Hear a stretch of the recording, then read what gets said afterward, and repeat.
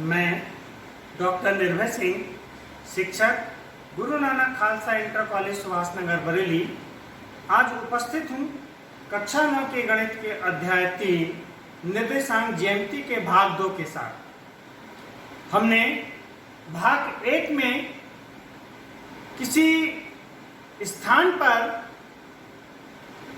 किसी निश्चित बिंदु को निर्देशांकों के माध्यम से प्रदर्शित करना सीखा। हमने सीखा किसी तल में कोई बिंदु कहाँ है, उसकी एक्यूरेट स्थिति, निश्चित स्थिति को हम निर्देशांक के माध्यम से कैसे बता सकते हैं, इसको हमने सीखा। और निर्देशांक हमने क्या हुआ, इसमें हमने क्या सीखा कि हम किन्हीं दो रेखाओं की सहायता से, यानी कि किन्हीं दो रेखाओं के सापेक्ष हम किसी बिंदु को संख्याओं के द्वारा दिखाते थे, अंकों के द्वारा दिखाते थे। इसको हम क्या कहते थे, निर्देशांक ज्यामिति। उससे आगे की अगर हम बात करें तो हमने पिछले अध्याय में संख्या रेखा को पढ़ा।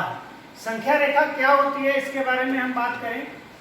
ये हमारे सामने एक संख्या रेखा है और यह संख्या रेखा, जैसे हमने एक रेखा होती है, इस पर एक बिंदु होता है जिसको हम जीरो कह देते हैं, ओरिजिन मूल बिंदु कहते हैं, ओ से दिखा देते हैं। और दाहिनी ओर बढ़ने पर 1 2 3 4 इस तरीके से संख्याएं होती हैं और तीर का निशान होता है। ये रेखा और भी आगे बढ़ रही है, आगे और भी संख्याएं इस पर दिखा सकते हैं हम।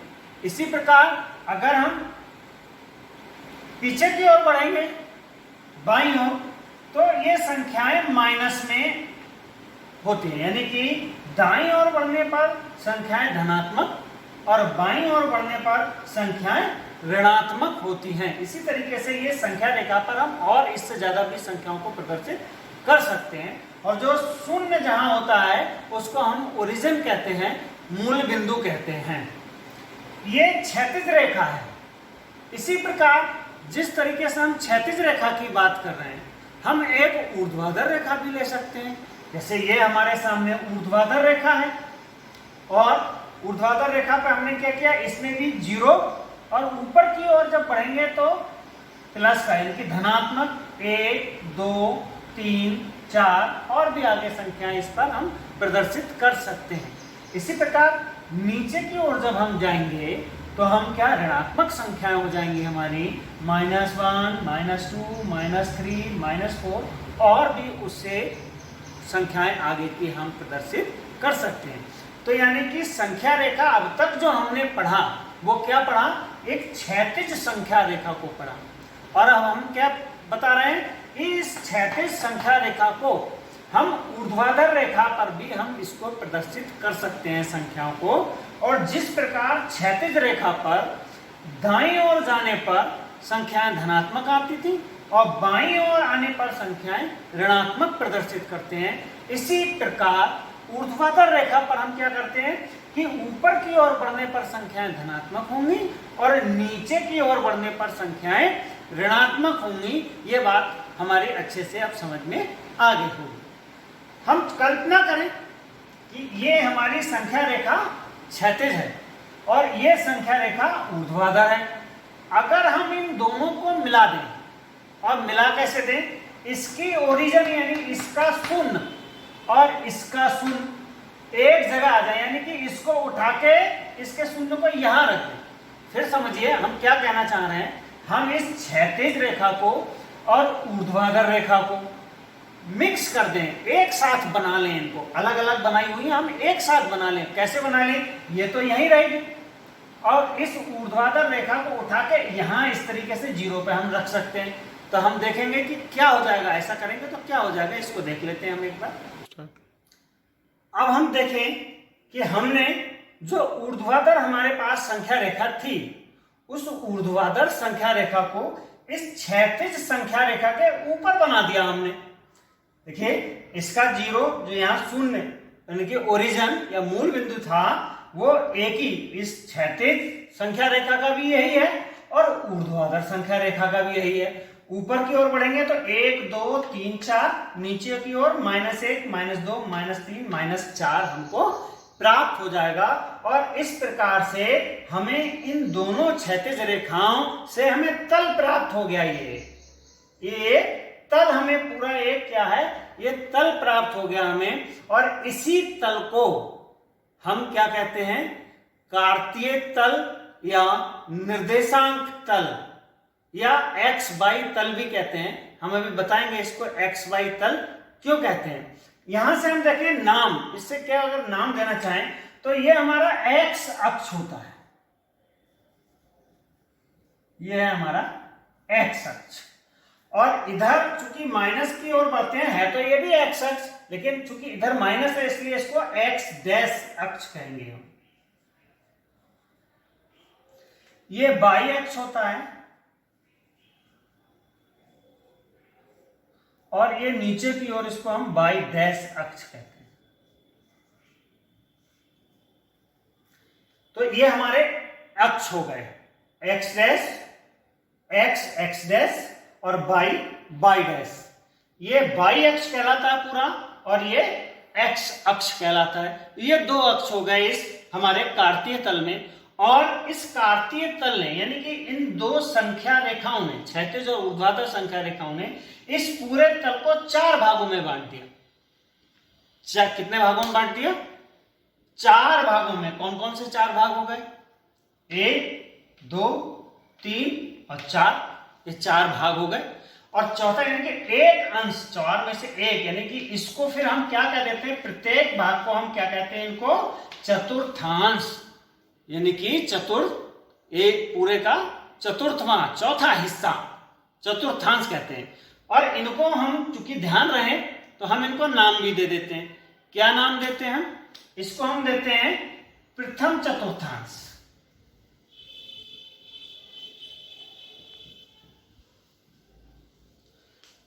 फर्स्ट, इसको क्या कहेंगे? द्वितीय चतुर्थांश।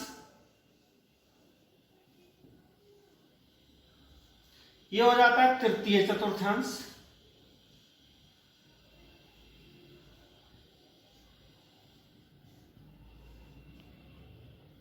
और ये यानी कि चतुर्थ,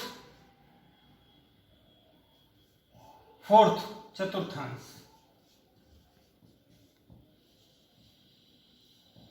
ये हमारे 4 चतुर्थांश, प्रथम चतुर्थांश, द्वितीय, तृतीय चतुर्थांश और चतुर्थ, यानी कि इसको इंग्लिश में first quadrant, second quadrant, third quadrant and fourth quadrant, यानी कि ये 4 चतुर्थांश हमें प्राप्त हो गए। हम एक चीज और देख सकते हैं इस चतुर्थांश के माध्यम से। अगर हम किसी बिंदु को दिखाना चाह रहे हैं इस तल में, तब हम कैसे दिखाएंगे बिंदु की स्थिति? क्योंकि एक बात हमें यहां बिल्कुल ध्यान में रखनी है, पहले भी हम पढ़ चुके हैं कि एक्स अक्ष के इधर बढ़ेंगे यानी कि ये धनात्मक दिशा है और ये ऋणात्मक दिशा है। ऐसे ही बाई अक्ष पे ऊपर की ओर धनात्मक दिशा है और नीचे की ओर ऋणात्मक दिशा है। तो हम किसी बिंदु को इस तल पर कैसे प्रदर्शित करेंगे, इसे हम एक उदाहरण के माध्यम से समझाते हैं कि हम इस पर किसी बिंदु को तल पर कैसे प्रदर्शित कर सकते हैं। हम कार्तीय तल को और अच्छे से समझने के लिए हम एक उदाहरण लेते हैं। उदाहरण है, दिए गए आरेख जहां अक्षों का आलेख कागज पर खींचा गया है। अक्षों से बिंदुओं Q और P की दूरियां ज्ञात कर उनके निर्देशांक ज्ञात करना है हमको। इसके लिए x अक्ष पर हम एक लंब खींचेंगे PM और y अक्ष पर एक लंब PN डालेंगे। इसी प्रकार हम QR QS लंब डालेंगे P के निर्देशांक और Q के निर्देशांक ज्ञात करने के लिए। हमको ये ग्राफ दिया हुआ है, ये कार्तीय तल है हमारे पास। एक ये इधर हम कहते हैं ये x अक्ष है हमारा और ये y अक्ष है। इधर हम कहते हैं ये x डैश अक्ष हो गया, ये y डैश अक्ष है। जैसा कि हमने अभी पढ़ा था कि इस तल में x अक्ष की ओर धनात्मक संख्याएं x डैश की ओर ऋणात्मक होती हैं, ऊपर की ओर संख्याएं धनात्मक और नीचे की ओर ऋणात्मक संख्याएं होती हैं। P और Q कोई दो बिंदु हमें दिए हुए हैं, तो हमें इन P और Q के निर्देशांक ज्ञात करने के लिए सबसे पहले हमको क्या करना होगा कि x अक्ष पर हमको एक लंब गिराना होगा। कहां से गिराना होगा? बिंदु P से। बिंदु P से x अक्ष पर एक हम लंब गिराएंगे, और ये लंब क्या होगा? ऐसे कि P से हम y अक्ष पर भी एक लंब गिराएंगे। तो ये बिंदु P है, ये है x अक्ष।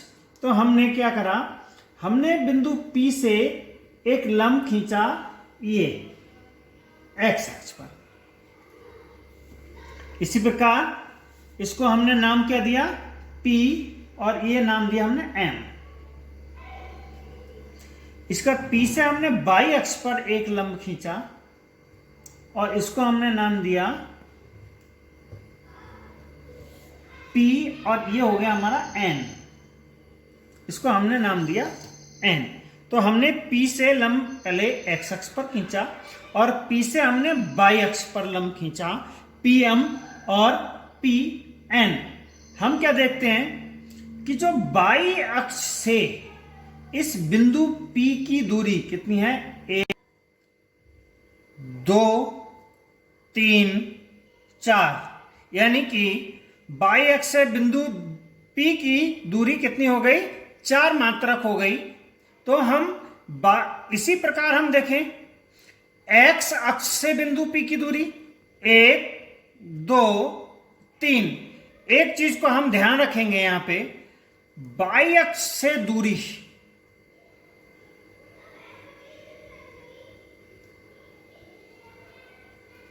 y अक्ष से जो दूरी होती है वो क्या होता है? हमारा x निर्देशांक। वो क्या होते हैं? x निर्देशांक होते हैं। कैसे होते हैं कि जो y अक्ष से, अभी हमने देखा, जो y अक्ष से दूरी है इसकी 1 2 3 4, ये 4 कहां अंकित है? x अक्ष पर। इसलिए हम y अक्ष से बिंदु की दूरी, जो लंबवत दूरी है, लंब गिराया था, वो x निर्देशांक होता है। इसी प्रकार x अक्ष से दूरी,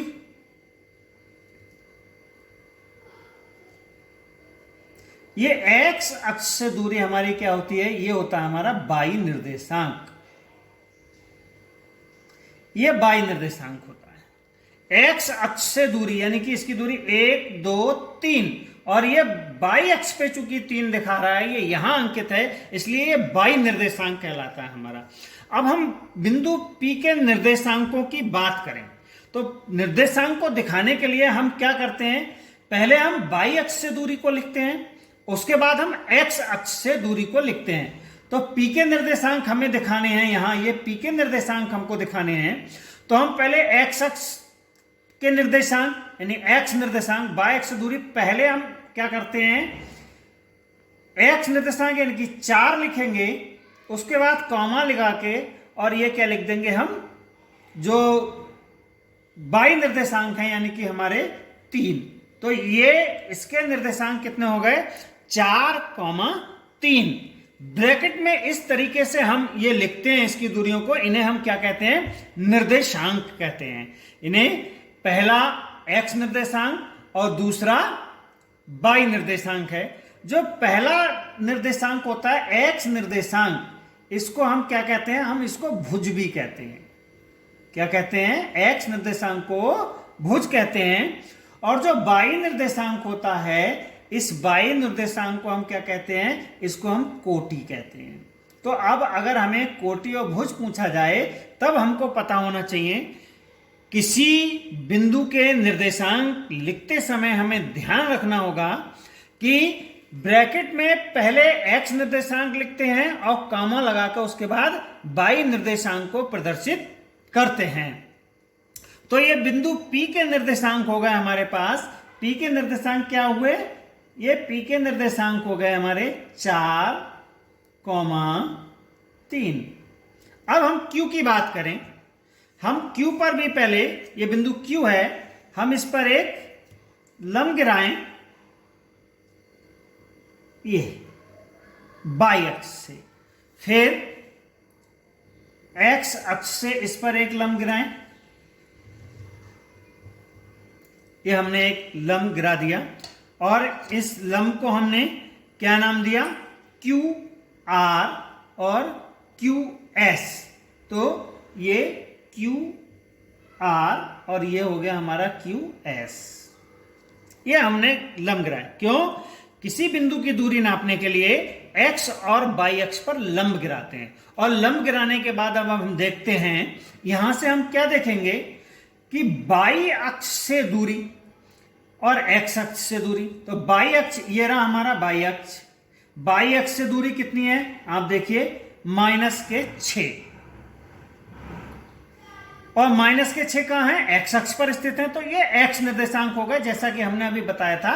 वाई अक्ष से दूरी का मतलब होता है एक्स निर्देशांक, और एक्स अक्ष से दूरी कितनी है, 1 2, नीचे की ओर चल रहे हैं तो माइनस हो जाएगा। ऐसे इधर एक्स अक्ष से 0 से इधर और चल रहे थे हम बाईं ओर, तो माइनस आ रहा है, -6। ऐसे ही नीचे की ओर चलेंगे तो इधर भी माइनस निर्देशांक आएंगे। तो जो बाई अक्ष से दूरी है -6, ये एक्स निर्देशांक हो गया, -6 क्या हुआ, एक्स निर्देशांक हो गया क्यू का। और जो एक्स अक्ष से दूरी है वो वाई निर्देशांक होगा, और एक्स अक्ष से दूरी कितनी है, -2। तो कॉमा लगा के हमने अभी बताया था -2। तो ये क्यू के निर्देशांक हो गए, इन्हें क्या कहेंगे हम, निर्देशांक। फिर ध्यान रखें, हम किसी बिंदु के निर्देशांक ज्ञात करते समय लंबवत दूरी निकालते हैं बाई अक्ष से और एक्स अक्ष से। बाई अक्ष से जो लंबवत दूरी होती है वो एक्स निर्देशांक होता है, एक्स अक्ष से लंबवत दूरी होती है वो वाई निर्देशांक होता है। पहले हम एक्स निर्देशांक को लिखते हैं, उसके बाद वाई निर्देशांक को लिखते हैं, और कॉमा लगाते हैं बीच में और ब्रैकेट में बंद कर देते हैं, इन्हें हम निर्देशांक कहते हैं। और फिर बताएं, एक्स निर्देशांक को हम भुज कहते हैं और वाई निर्देशांक को हम कोटि कहते हैं। इस प्रकार हम दिए गए बिंदुओं को इस कार्तीय तल पर प्रकट कर सकते हैं, या हम यूं कहें कि कार्तीय तल में दिए गए बिंदुओं के हम निर्देशांक ज्ञात कर सकते हैं। इसको और अच्छे से समझने के लिए हम एक्सरसाइज 3.2 को हल करते हैं। आगे देखते हैं। एक्सरसाइज 3.2 का प्रश्न संख्या 1 है, निम्न प्रश्नों में से प्रत्येक प्रश्न का उत्तर दीजिए।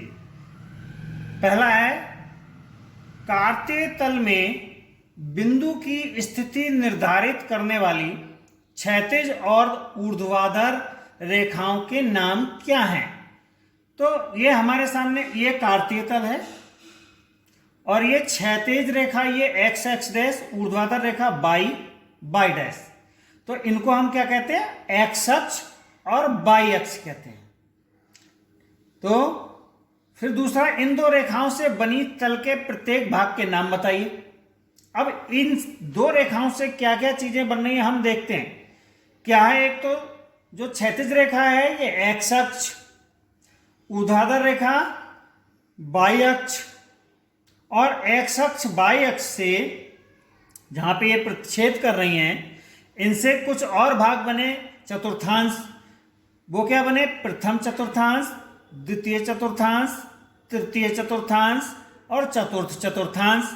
एक और बना हमारा ये मूल बिंदु, जिसको हम ओ से दिखाते हैं, इसके निर्देशांक होते हैं 0,0। तो ये जो तीसरा है, उस बिंदु का नाम बताइए जहां ये दो रेखाएं प्रतिच्छेद करती हैं। तो ये 0,0 हो गया।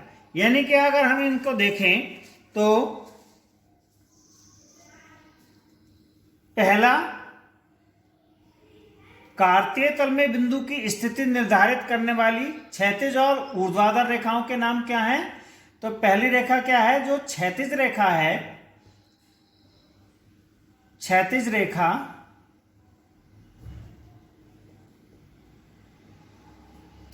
एक्स अक्ष, और ऊर्ध्वाधर रेखा क्या है,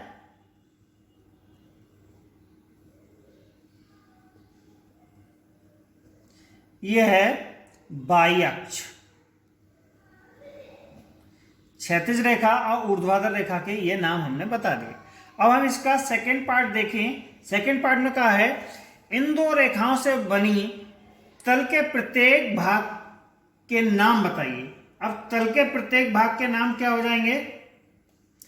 एक्स अक्ष कॉमा बाई अक्ष से बने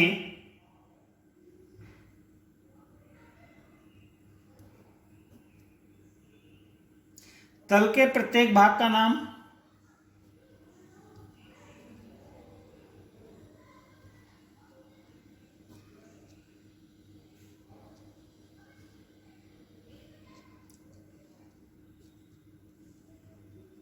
क्या हो जाएगा?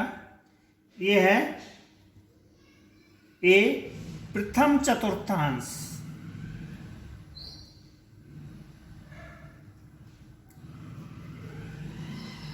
प्रथम चतुर्थांश, बी द्वितीय चतुर्थांश,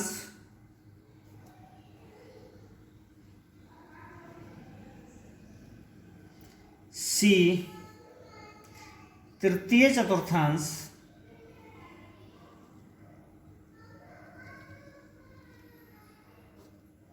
और डी है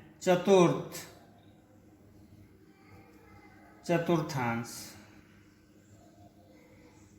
यह है थर्ड पार्ट है इसका। उस बिंदु का नाम बताइए जहां ये दो रेखाएं प्रच्छेद करती हैं। कहां प्रच्छेद करती हैं? ये दो रेखाएं यानी कि यहां प्रच्छेद कर रही हैं, ये प्रच्छेद बिंदु है। और ये इसको हम क्या कहते हैं? 0,0 यानी कि मूल बिंदु। तो मूल बिंदु, और इसके निर्देशांक क्या होते हैं? 0,0। नेक्स्ट क्वेश्चन हम देखते हैं, प्रश्न संख्या 2। प्रश्न संख्या 2 है, आकृति देखकर निम्नलिखित को लिखिए। पहला है बी के निर्देशांक हमें बताने। हमारे सामने एक कार्तीय तल दिया हुआ है, एक्स, एक्स डैश अक्ष, बाई और बाई डैश अक्ष। तो इस अक्ष पर जो नंबर है, एक्स अक्ष पर धनात्मक ऋणात्मक, इसी प्रकार बाई अक्ष पर धनात्मक और ऋणात्मक हैं। कुछ बिंदु हमको दिए हुए हैं। पहला है कि बी के निर्देशांक बताने। अब हम देखें बी बिंदु कहां है। ये रहा हमारा बी बिंदु। हमने बताया बी के निर्देशांक देखने के लिए सबसे पहले हम क्या करेंगे? बाई अक्ष से दूरी, यानी कि जो एक्स अक्ष के निर्देशांक हुए। तो हम पहले एक्स अक्ष पर देखें बी कहां पे है? ये -5। तो इसका जो एक्स निर्देशांक हुआ वो कितना हुआ? -5। बाई निर्देशांक के लिए हम एक्स अक्ष से दूरी देखते हैं, यानी कि बाई अक्ष पर इसका कहां पे है? 2। ऊपर की ओर है इसलिए ये प्लस का 2 होगा। ये एक्स अक्ष पर हम बाईं ओर गए तो बाईं ओर संख्या माइनस होती है, तो ये हो गया 2। तो जो बिंदु बी है इसके निर्देशांक हो गए -5,2। अब सेकंड है सी के निर्देशांक बताने। अब हम देखें बिंदु सी कहां है? बिंदु सी ये हमारे पास है। इसके निर्देशांक देखें, एक्स अक्ष पर इसके निर्देशांक 5 धन यानी कि प्लस के, और बाई अक्ष पे चूंकि नीचे की ओर आ रहे हैं तो सी के हम देखेंगे ये कहां है? -5। तो यहां पे पहले एक्स निर्देशांक को लिखेंगे हम, ये है +5 और बाई अक्ष पर ये -5। तो सी बिंदु के निर्देशांक कितने प्राप्त हुए हमको? ये होगा हमारे पास 5, -5। ये बिंदु सी के निर्देशांक। उसके बाद है निर्देशांक -3, -5 द्वारा पहचाना गया बिंदु कौन सा है। अब हम यहां देखेंगे -3, -5। हमें पता है जो पहले वाले निर्देशांक होते हैं ये एक्स निर्देशांक होते हैं, दूसरे वाले बाई। तो हम पहले एक्स पे -3 देखें कहां है। तो ये एक्स अक्ष है, माइनस इधर की ओर होता है, तो एक्स अक्ष पर इधर हम आए -3, ये मिला हमको। और उसके बाद हम -5, जो -5 है ये बाई निर्देशांक है। चूंकि माइनस का है इसलिए बाई अक्ष पर नीचे की ओर बढ़ेंगे 5, तो 1, 2, 3, 4, 5। और ये बिंदु हमें कौन सा मिला? ई बिंदु मिल गया हमें। तो हम कह सकते हैं कि जो निर्देशांक 3, -5 के द्वारा पहचाना गया बिंदु है वो कौन सा है? ई बिंदु है, बिंदु ई। फिर अगला है निर्देशांक 2, -4 द्वारा पहचाना गया बिंदु कौन सा है? तो 2 एक्स निर्देशांक है और 4 यहां वाई निर्देशांक है।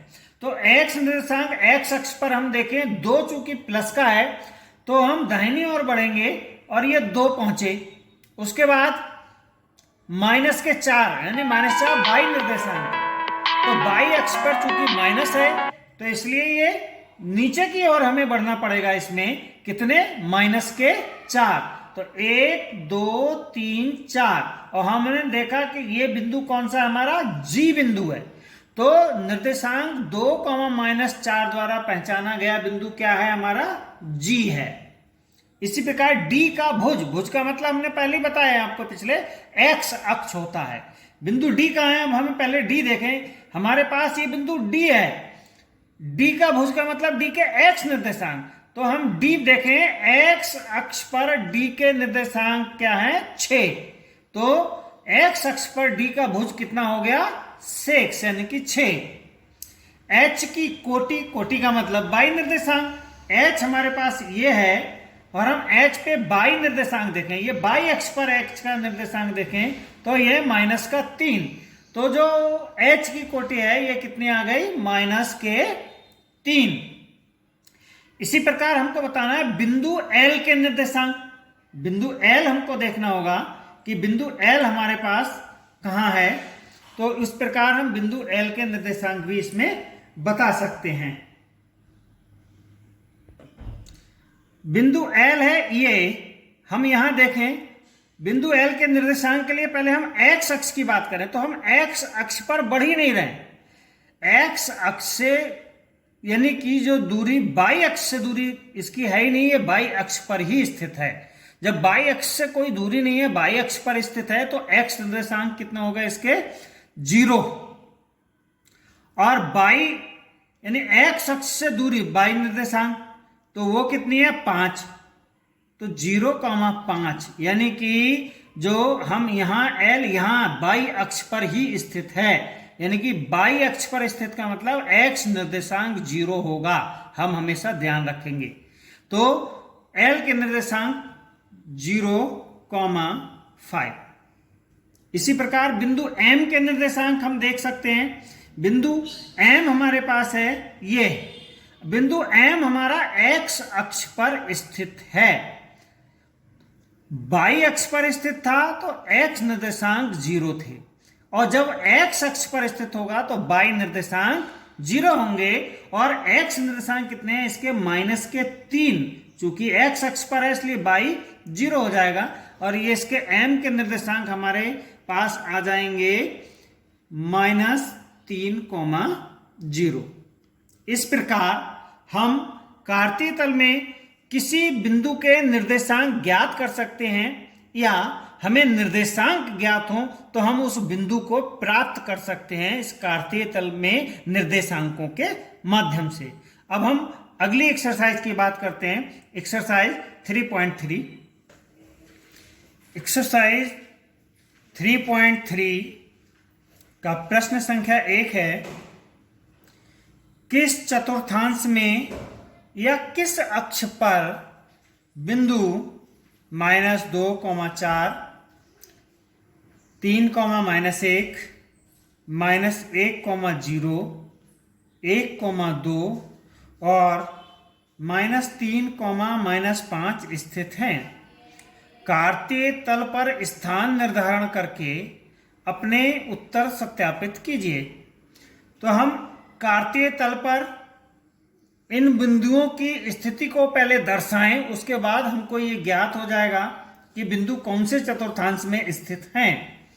तो हमने कार्तीय तल के लिए ये 2 अक्ष बनाए, एक्स अक्ष, एक्स डैश, बाई और बाई डैश। इस कार्तीय तल पर हम इन बिंदुओं का निर्धारण करें। बिंदु -2,4 कहां पर है? पहले हम इसको प्राप्त करें। तो हम जैसा देख रहे हैं, अभी हमने पिछले भी पढ़ा है, हम फिर एक बार पुनः इसको बता रहे हैं कि जो पहले वाला निर्देशांक होता है ये एक्स अक्ष होता है, एक्स का निर्देशांक होता है। 4 जो होता है ये बाई निर्देशांक, यानी कि बाद वाला बाई निर्देशांक। पहले एक्स निर्देशांक, दूसरा बाई निर्देशांक। पहला भुज, दूसरा कोटि।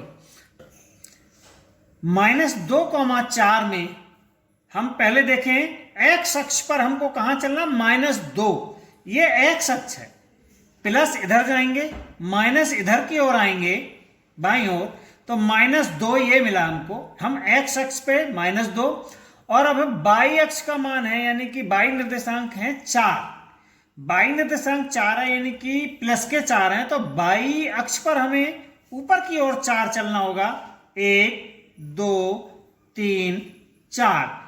यहां पे जो बिंदु होगा हमारा प्राप्त हुआ हमको, ये होगा -2,4, ये बिंदु है। तो हमने देखा ये हमारा क्या था, प्रथम चतुर्थांश, ये द्वितीय चतुर्थांश, ये तृतीय चतुर्थांश, और ये चतुर्थ चतुर्थांश है। ये हम पहले आपको प्रारंभ में ही बता चुके हैं। तो -2,4 कौन से चतुर्थांश में स्थित हुए, -2,4 ये है हमारा द्वितीय चतुर्थांश में है।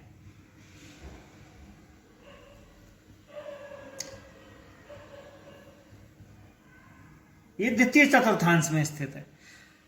3,-1 की बात करें तो x निर्देशांक 3 है, और y निर्देशांक माइनस का 1 है। x निर्देशांक प्लस के 3, तो x अक्ष पर +3, और y निर्देशांक माइनस के बने तो y अक्ष पर नीचे की ओर -1 बढ़ जाएंगे हम। तो ये बिंदु जो हमको प्राप्त होगा, ये 3,-1 इसके निर्देशांक होंगे। और तो 3,-1 ये हमारा कौन से चतुर्थांश में पहुंच गया, ये चतुर्थ चतुर्थांश का बिंदु है।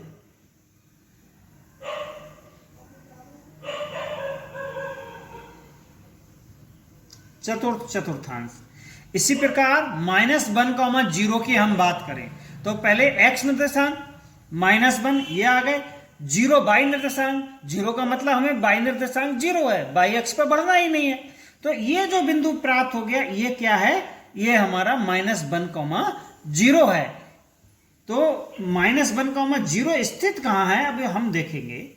तो -1,0 देख रहे हैं, ना तो ये द्वितीय चतुर्थांश में, ना तृतीय चतुर्थांश में, बल्कि कहां है, ये x अक्ष पर ही स्थित है। तो -1,0 की स्थिति क्या हो गई, x अक्ष। 1,2 की बात करें, 1 x निर्देशांक और 2 y निर्देशांक।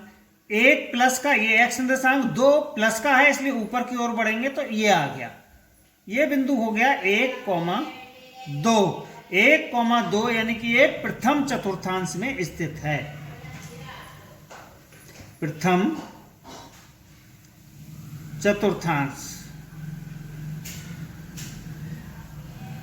इसके बाद -3, -5 की हम बात करें, x निर्देशांक -3 बाईं ओर चलेंगे, ये -3, और y निर्देशांक -5 के लिए हमें y अक्ष पर नीचे की ओर चलना पड़ेगा 5। तो 1, 2, 3, 4 और ये 5। हम यहां आए, ये बिंदु हमारा जो होगा, इसके निर्देशांक हैं -3, -5, यानी कि जो -3, -5 जो बिंदु है, ये प्रथम, द्वितीय और तृतीय चतुर्थांश में स्थित है। तृतीय चतुर्थांश। ये हमारे बिंदु हैं जो कि हमने दर्शाए, और हमने एक कार्तीय तल बना के इनकी स्थिति का निर्धारण करके हमने सिद्ध कर दिया। क्योंकि इस वाले जो चतुर्थांश है प्रथम, इसमें दोनों बिंदु प्लस और प्लस वाले आते हैं। इसी प्रकार हम दूसरे की बात करें, दूसरे चतुर्थांश में हम पहले माइनस चलते हैं, फिर ऊपर की ओर प्लस चलते हैं।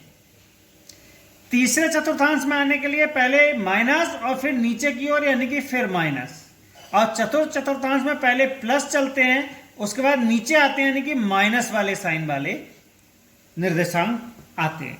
यानी कि वे बिंदु जो दोनों प्लस प्लस होंगे वो प्रथम चतुर्थांश में जाएंगे, वे निर्देशांक जो एक माइनस और प्लस होगा वो द्वितीय में आएगा, जिनके दोनों माइनस माइनस होंगे चिन्ह वो तृतीय चतुर्थांश में निर्देशांक बिंदु स्थित होंगे, और जिन निर्देशांकों का पहला x प्लस और y माइनस है वो चतुर्थ चतुर्थांश में स्थित होगा।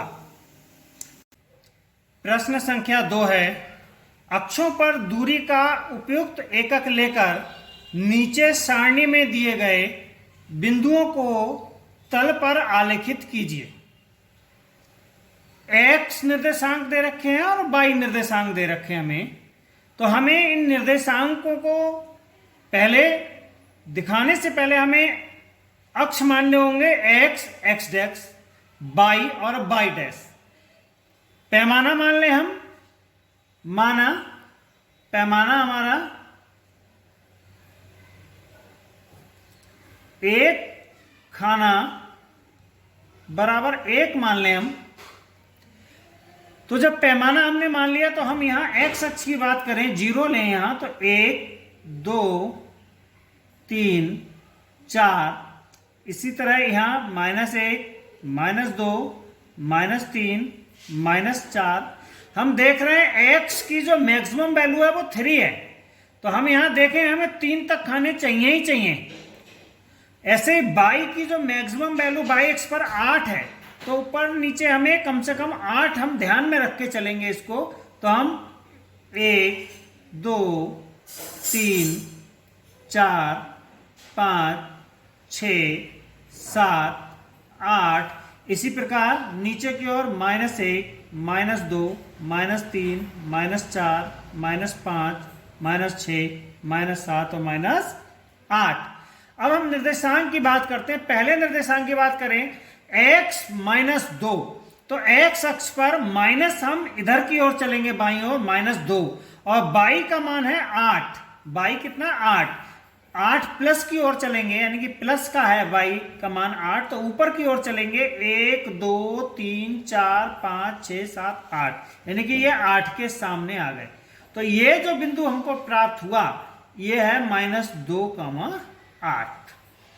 इसी प्रकार हम अगले बिंदु की बात करें -1, 7, तो x निर्देशांक -1 हम इधर आ गए ये, और उसके बाद 7 प्लस का है तो ऊपर की ओर 7 ये रहा, तो ये हो गया -1, 7 -1, फिर है 0, यानी x निर्देशांक 0, हमें x अक्ष पर बढ़ना ही नहीं है, x का मान 0 है, लेकिन y पर है माइनस का 1.25, तो माइनस हम इधर y अक्ष पर कहां चलेंगे, नीचे की ओर चलेंगे 1, और 0.25 का मतलब है एक खाने का चौथाई हिस्सा, तो आधा अगर यहां कहें चौथाई यहां आ गया लगभग ये।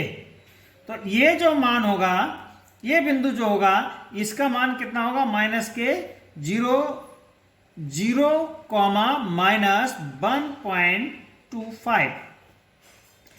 1,3 की बात करें तो x निर्देशांक 1 प्लस का है, इधर आए, 3 भी प्लस का है तो ऊपर की ओर बढ़ेंगे, तो ये निर्देशांक जो हो जाएगा वो 1,3। इसी प्रकार 3, -1, x अक्ष पर 3 चलेंगे, y का मान माइनस में नीचे चलेंगे 1, तो यहां जो ये बिंदु प्राप्त हुआ हमको ये हो जाएगा 3, -1। इस प्रकार से ये हमने सभी बिंदुओं को इस कार्तीय तल पर प्रदर्शित कर दिया, और अब हम कार्तीय तल पर बिंदुओं का प्रदर्शन करना सीख गए होंगे कि x, x डैश और y, y डैश अक्ष लेकर हम विभिन्न बिंदुओं को पैमाना मानकर हम अपने कार्तीय तल पर दिखा सकते हैं। आप लोग सभी छात्र घर पर अपने कमरे की किन्हीं 2 दीवारों को अक्ष मानकर और उसके अंदर जो टाइल्स बिछी होती हैं उसको खाना मानकर, विभिन्न बहुत सारे सामान जो घर में रखे होते हैं कमरे में, उनकी स्थिति को ग्राफ पेपर पर अपने घर पर दर्शाने का प्रयास कीजिए, आपको और अच्छे से ये समझ में आ जाएगा। ये घर पर आप प्रयास करें और बाकी का अगले देखते हैं।